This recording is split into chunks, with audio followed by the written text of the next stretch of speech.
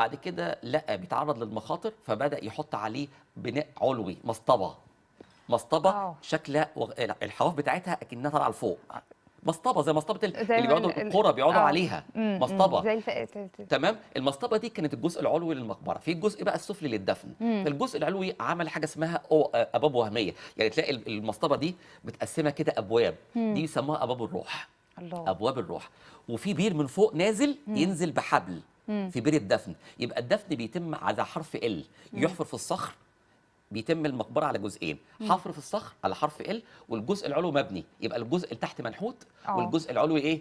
مبني من الايه؟ من الطوب اللبن. تمام. او يكسيب الحجر. فعلشان كده تطور بقى من فكره مسطبه واحده الى بقت 6 مساطب اللي آه. عملها امحطب.